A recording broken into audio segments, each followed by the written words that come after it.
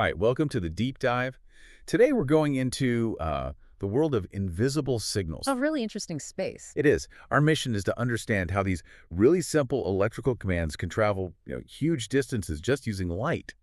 We're going to be looking at the Thor broadcast F-8CC-TxRx. And it's important to say this is not about massive data streams. Exactly. We are not talking about sending 4K video or anything like that.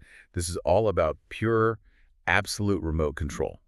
This product handles 8 distinct digital inputs, 8 contact closure or TTL signals, all over a single fiber optic cable. Right. And you can just think of it as a remote relay. It's a fancy on-off switch. An on switch. You flip a switch on the transmitter, the TX, and the receiver, the RX, instantly turns a device on or off miles away.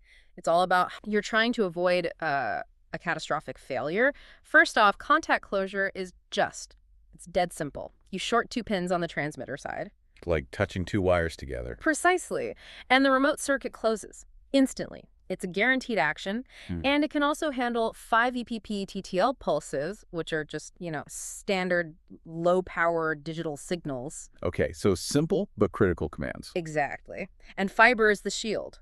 A copper wire is susceptible to 2 huge problems over that kind of distance, EMI and RFI. Electromagnetic and radio frequency interference. Yep, electrical noise that can corrupt your signal. Fiber completely eliminates that noise. Plus, it gets rid of ground loops, which makes sure your system is stable, which is non-negotiable. The range capability is just startling. Up to 20 kilometers over single-mode fiber that's a huge distance. It is. You're talking about connecting systems across an entire city or maybe a massive industrial park. For shorter runs, it'll do 3,000 feet of multimode fiber, no problem. And it uses standard connectors. Yeah, standard STPC fiber connectors to make integration pretty straightforward.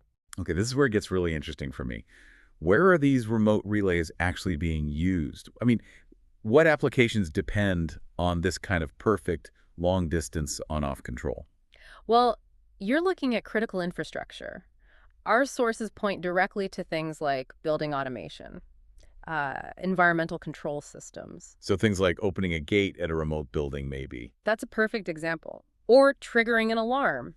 Think about why you'd need 8 channels for one facility. You might have one for the HVAC system, one for security access, another for a fire alarm, maybe a PIR signal. The motion detection signal. Right, passive infrared. So you're controlling traffic, fire response, even the air we breathe, all with these little flickers of light. And the whole thing is designed to be simple.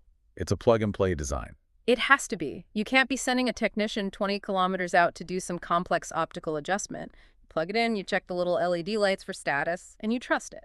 And that trust, it seems, is backed up. Yeah. We're looking at an MTBF mean time between failures of over 100,000 hours. That's over a decade of expected continuous uptime. It's why it costs what it does, around $1,149. You're not paying for speed.